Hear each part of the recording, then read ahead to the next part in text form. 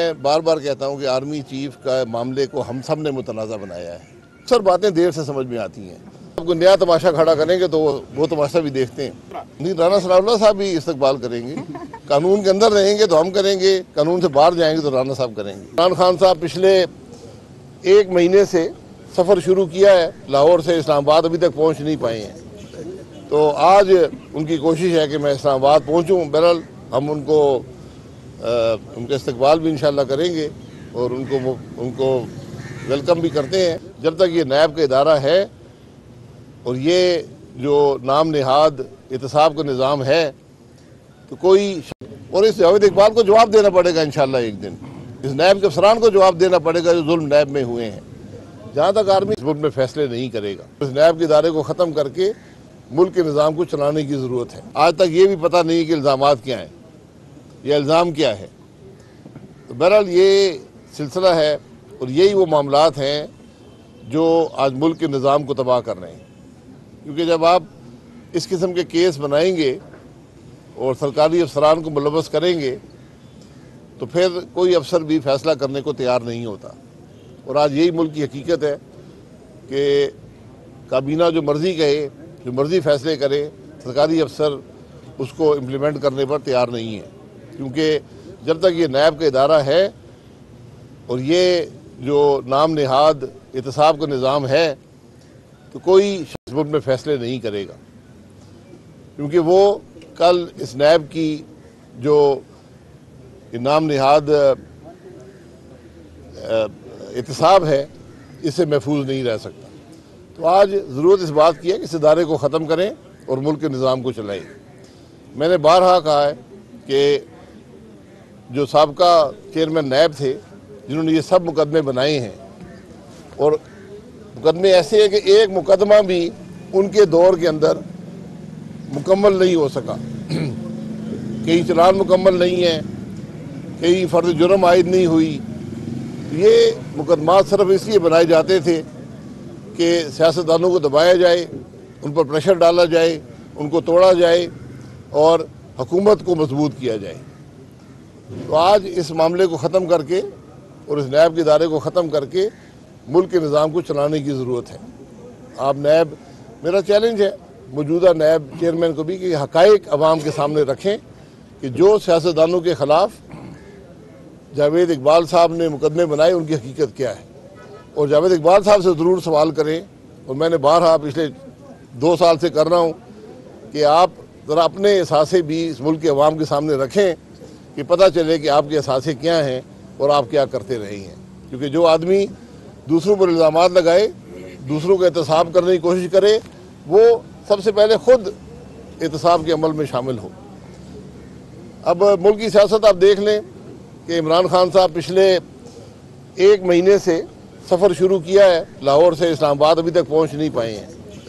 تو آج ان کی کوشش ہے کہ میں اسلام آباد پہنچوں. بہرحال ہم ان کا استقبال بھی انشاءاللہ کریں گے اور ان کو ویلکم بھی کرتے ہیں. لیکن جس مقصد کے لیے وہ آئے تھے کہ آرمی چیف کی اپائنٹمنٹ پر اثر انداز ہو سکیں، وہ بڑی خوش اسلوبی سے اور ملک کی توقعات کے مطابق وہ مرحلہ طے ہو چکا ہے. تو اب وہ بھی ان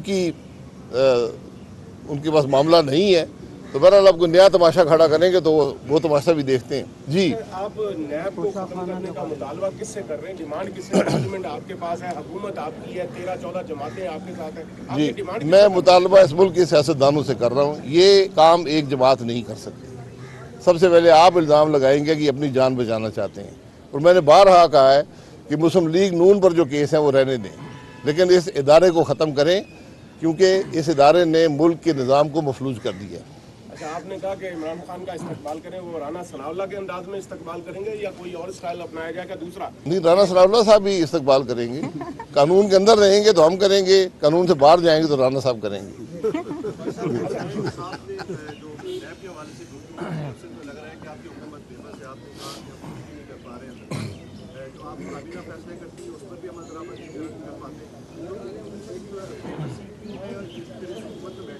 جی، جو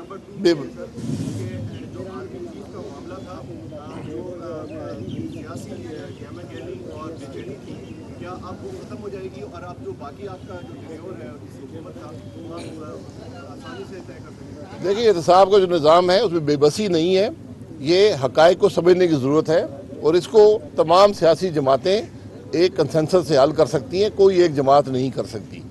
और ये बड़ी वाज़ेह हकीकत है कि सरकारी अफसरान नैब के होते हुए फ़ैसला नहीं करेंगे, क्योंकि जो जुल्म नैब ने सियासतदानों को पकड़ने के लिए अफसरान पर किया है उसकी हद आपको शायद मालूम नहीं है। जब नैब का मुकदमा बनता है किसी शख्स पर, उसकी ज़िंदगी रुक जाती है, उसके ख़ानदान की ज़िंदगी रुक जाती है, रिश्ते टूट जाते हैं, माशरे में कोई से बात करने को तैयार नहीं होता। इस बात का एहसास जावेद इकबाल साहब को है और इस जावेद इकबाल को जवाब देना पड़ेगा इंशाअल्लाह एक दिन। इस नैब के अफसरान को जवाब देना पड़ेगा जो जुल्म नैब में हुए हैं। जहाँ तक आर्मी चीफ का मसला है, ये मीडिया सर्कस लगाई गई, इसकी कोई ज़रूरत नहीं थी। कानून बड़ा वाज़ेह है, जो 3 स्टार जनरल एलिजिबल होते हैं उनके नाम प्राइम मिनिस्टर को भेजे जाते हैं, वो उसमें से एक आर्मी चीफ बन जाते हैं और एक चेयरमैन जॉइंट चीफ बन जाते हैं। ये सारी बात है, एक दिन में मरहला तय हो गया, लेकिन जो सर्कस लगाई गई इस चीज़ की ज़रूरत नहीं है। तो सबक यही है कि इन मामलात को सर्कस ना बनाया जाए, इनको जो संजीदगी है उससे लिया जाए। शाह साहब 7-8 महीने से तो इमरान खान साहब ने जो आप सर्कस कह रहे हैं उन्होंने जान बर्पा किया हुआ था। कभी मेरिट डीमेरिट की बात हो रही थी, कभी पसंद नापसंद की बात हो रही थी, तो अचानक कौन सी जादू की छड़ी आ गई कि कल वो बिल्कुल खामोशी से, अभी तक उनका कोई ट्वीट नहीं आया, कोई स्टेटमेंट नहीं आया, आर्मी चीफ की तकर्री भी होगी और वो खामोशी से बैठे हुए हैं। जी, जब आप जो सदर ममलिकत है उनके रोल को भी अप्रिशिएट करेंगे या नहीं? उन्होंने जब इमरान खान साहब ने जब आइन पढ़ा तो उनको समझ आ गई कि तरीक़ाकार क्या है, क्योंकि उन्होंने वो तरीक़ाकार फॉलो नहीं किया था और उस वक़्त जनरल बाजवा साहब को भी और फ़ौज को भी एम्बेरस किया कि 3.5 महीने पहले ही अपने ख़त से एक्सटेंशन दे दी थी। ये निज़ाम नहीं है। तो जब निज़ाम उनको समझ आ गया तो फिर उनको अक्सर बातें देर से समझ में आती हैं। मैं किसी शख्स पर भी, चाहे वो मुल्क का सदर हो, कोई तनकीद या बात नहीं करना चाहता, लेकिन आइन के मुताबिक अपनी ज़िम्मेदारी पूरी करने पर कोई शख्स भी मुबारकबाद का अहल नहीं होता। ये उसकी ज़िम्मेदारी है, आइन के अंदर रहे, उसके मुताबिक अपने फैसले करे, फ़र्ज़ मनसबी है और एक ओथ दिया होता है जो भी इन ओहदों पर लोग होते हैं।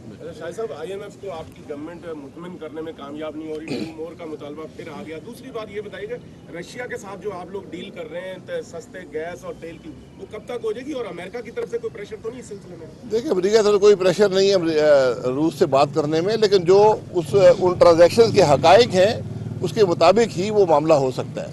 पाकिस्तान हुकूमत कोई खाम तेल इंपोर्ट नहीं करती, ये रिफाइनरीज खुद करती हैं, तो उनको इख्तियार है कि वो खुद ये काम कर लें। अगर वहाँ LNG अवेलेबल हुई तो हम उनसे बात कर लेंगे। तो ये सारी बात है। IMF के मामला ये प्रोसेस होता है, ये चलता रहता है। IMF की डिमांड्स होती हैं, उनको मैनेज किया जाता है। उनकी डिमांड होती है कि इजाफी टैक्स लगाए जाएँ, मज़ीद लेवीज़ लगाई जाएँ, तो वो नेगोशिएट करनी पड़ती हैं। तो ये प्रोसेस है, इंशाल्लाह मुकम्मल हो जाएगा। गैस की सूरत में कोई बेहतरी आएगी क्योंकि LNG का नया कॉन्ट्रैक्ट आप लोगों का कोई सिलसिला हो रहा है? जी, नए कॉन्ट्रैक्ट जो आज आप करेंगे वो 3 साल से पहले शुरू नहीं हो सकते। बहरहाल हम कोशिश जारी रखें कि स्पॉट पर जो मिल जाए मुनासिब कीमत पर तो वो लाया जाए। बहरहाल हमें उम्मीद है कि जो इक़दाम लिए गए हैं इस साल पिछले साल से इंशाल्लाह बेहतर हालात हों। अभी कोई लग रहा है आर्मी चीफ की तकर्री तो होगी, कोई पाकिस्तान में सुकून आएगा, कोई अवाम को रिलीफ मिलेगा, गवर्नमेंट तवज्जो देगी इधर भी? देखिए, मैं बार बार कहता हूँ कि आर्मी चीफ का मामले को हम सब ने मुतनाज़ा बनाया है। ख़ास तौर पर मीडिया में जो ये सर्कस लगाई गई, इसकी कोई ज़रूरत नहीं है। ये इंतशार जो फैलाया गया, जो अनसर्टनिटी पैदा की गई, आर्मी चीफ अपॉइंट हो गए, वो अपना फ़र्ज़ मनसबी शुरू कर देंगे।